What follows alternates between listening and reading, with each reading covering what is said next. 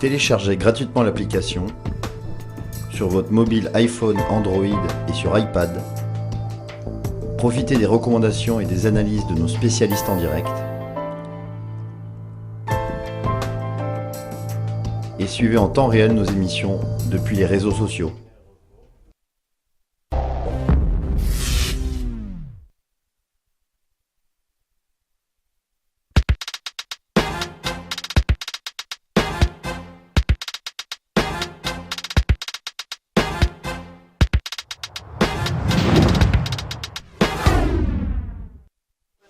Retour sur le plateau de Direct Investisseur. Nous sommes toujours en compagnie d'Antoine Fraissoulier, notre analyste TV Finance, et Mathieu Driol, le patron de la stratégie Action chez Day by Day, qui a identifié une palanquée de valeurs, toutes les plus merveilleuses les unes que les autres, en tout cas qui ont une belle tendance. Mathieu, vous nous en parliez dans un instant. Et puis il y en a une en tout cas qui fait l'actualité puisqu'elle vient de publier ses résultats. Enfin, il y en a beaucoup des valeurs qui vont publier cette semaine. C'est Essilor. Essilor aussi, graphiquement, ça tient la route. Tout à fait, très bien. C'est très très propre. C'est des configurations qui, pour moi, je ne vais pas dire qu'ils se jouent les yeux fermés, mais ce sont des mouvements qui sont extrêmement bien construits. Donc bon, tendance haussière graphique très visible. Il ne faut pas être chartiste pour le voir, c'est pas compliqué. Ça fait des nouveaux plus hauts récents. Dernière impulsion, vous voyez. Vous la prenez dans son ensemble, eh bien on revient sur quoi là? 109,20, c'était les derniers sommets, ça devient support, c'est 38,2% de retracement. Ce qu'il faut savoir sur les retracements, c'est que plus on fait des retracements courts, 38 au lieu de 50 par exemple, plus, pour moi en tout cas, cela signifie que le mouvement précédent est puissant, est fort, donc plus on a de chances de monter. On pourrait se dire, c'est trop court comme retracement, etc. J'ai dit, non, justement, ça veut dire que derrière, vous retrouvez beaucoup d'acheteurs. Tout de suite, dès qu'on corrige un tout petit peu, vous retrouvez une fournée d'acheteurs qui permettent de reprendre le trend précédent. Alors qu'au contraire, à 50%, on peut se dire qu'il y a des gens qui ont douté, qui sont et voilà, et si vous faites 61,8, vous pouvez vous dire, tiens, c'est une aubaine, c'est moins cher, mais moi je vais dire, attention, ça veut dire que le trend précédent est plus faible, et donc on a moins de chances d'accélérer et d'avoir une belle impulsion. Ces retracements, ça explique aussi en partie la volatilité, du coup. C'est-à-dire que si on a des forts creux sur une valeur, et puis après des sommets de plus en plus hauts, on peut imaginer que la volatilité est forte sur ce titre. Ça joue en tout cas, ça joue. Qu'est-ce que ça va faire généralement? C'est que sur des retracements courts, c'est typiquement des bougies comme ça, c'est-à-dire qu'on va vraiment tomber dessus comme un caillou, et dès le lendemain ça repart et ça laisse quasiment aucune chance, ça laisse grosso modo 3 heures pour traiter quoi. Donc alors, si on n'est pas devant son écran à ce moment-là, c'est fichu quoi, c'est fichu. On rate le meilleur point d'entrée, c'est jamais fichu, mais on rate le meilleur point. À noter sur Essilor que la semaine dernière, mercredi dernier, on a fait un nouveau plus haut historique, à 114,20 €. Donc là, vous pensez qu'on pourrait atteindre ce niveau dans la semaine? Dans la journée? Dans la journée, oui. Non, je caricature un petit peu, mais non, pour moi, on va en refaire des nouveaux, on va dire, d'ici la fin de la semaine. Ça me paraît assez, graphiquement assez clair en tout cas.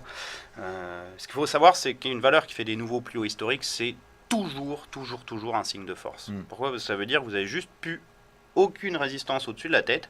Et ça veut dire quoi? Ça veut dire que tous les acheteurs sont gagnants, parce que mécaniquement, comme on fait des nouveaux plus hauts, vous ne pouvez pas avoir moins bien acheté, sauf le tout dernier qui a payé le tout dernier sommet. Mais enfin, ça fait 99,9% des investisseurs qui sont gagnants sur le titre. Grosso modo, donc, vous n'avez quasiment plus aucune raison de trouver des niveaux de vente qui feraient résistance, qui bloqueraient les cours. Le seul problème, c'est que si on constate, on va dire, une baisse de volume. Lorsqu'on fait des nouveaux sommets, ça veut dire que vous avez de moins en moins d'acheteurs parce que mécaniquement, tout le monde en a dans son portefeuille. Donc, il y a un moment, notamment par exemple les gestionnaires de fonds ont des critères qui font qu'ils ne peuvent pas surpondérer une ligne à l'infini. Et donc, mécaniquement, une fois qu'ils ont atteint leur quota sur ce titre, ils n'en achètent plus. Donc, c'est pour ça que le mouvement va se tarir au fur et à mesure.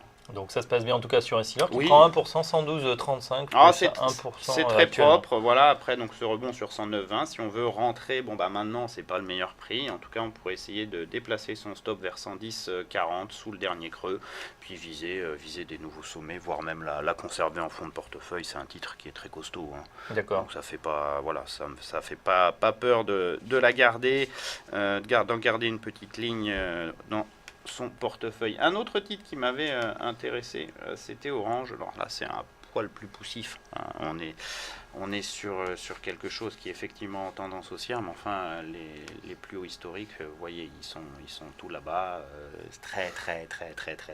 Ah oui, là on remonte aux années 2000. Ah oui, mais c'est voilà. on Donc, verra pas. Ex-France Télécom. Oui, voilà, avant qu'on retrouve les sommets historiques, il va se passer, je pense, un petit peu de temps quand même. La configuration graphique qui m'intéressait, là aussi, c'est toujours un petit peu pareil. Hein, c'est des... si je veux bien avoir les cours qui s'affichent. Ce sont des impulsions haussières qui sont retracées. Et on en a beaucoup, on a eu beaucoup d'impulsions haussières. Et vous le voyez, typiquement. Là, le timing est un peu meilleur. J'ai cette impulsion. Sommet, une correction en A, B, C, 3 temps de correction, retour sur le 50%, aux alentours des 15,36. A priori, c'est un point d'achat avec le stop sous le 61,8. Avec un peu plus de prudence, on le mettra sous le gap, sous 15,08, puis on vise au moins 16,45, voire même après des nouveaux plus hauts annuels. Oui, c'est sur Orange, un petit peu un parcours en dents de scie, surtout sur la dernière partie. Là, depuis un moment, on voit le titre quand même qui est assez chahuté. Ça a été un peu plus poussif, très clairement, mais vous le voyez ici, ce niveau à 14,67, c'est une ancienne résistance très propre, puisqu'elle avait contenu les cours pendant plus d'un mois. On est revenu dessus, puis on est reparti directement. Donc moi, graphiquement, ça, pour moi, c'est boulot. D'accord. J'ai un dernier petit titre. Allons-y. Alors là, on est sur complètement autre chose. Je suis allé chercher un petit peu de vol parce que des fois c'est quand même rigolo. Stalergène. Alors c'est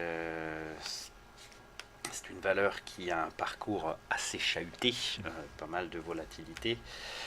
Une très forte impulsion haussière, vous voyez, une correction quasiment encore plus rapide. C'est là où on voit que les hausses prennent l'escalier et les baisses l'ascenseur. Quand ça tombe, généralement, ça accélère très fort. Et puis ici, formation d'une figure de retournement en tête-épaule inversée, franchissement de la ligne de coup à 52,50. Et puis le titre consolide très gentiment au-dessus de son niveau, confirmant là encore une polarité d'ancienne résistance à support. Pour moi, je m'attends à une nouvelle impulsion dans les heures ou les jours à venir vers 54,60, puis 55,50. Très bien. Vous avez regardé le marché des changes, non? C'était tout? Non, mis à part l'euro qui se fait encore alors l'euro, massacrer. Il perd un peu de vigueur, c'est vrai. On a décroché des encore aurait-il fallu qu'il en ait de la vigueur. On va dire il y avait un petit retracement, on était vers 0,5 à 8,10. Mais après, il faut en termes d'horizon de temps, moi je vois ça. Et puis la vigueur, c'est ça quoi. Donc l'échelle est juste pas la même du tout.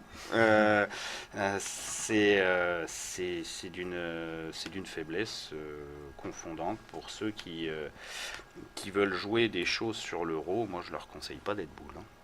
Très bien. Toujours pas en tout cas. On n'a pas encore eu tout ce qu'on doit avoir pour analyser une fin de baisse.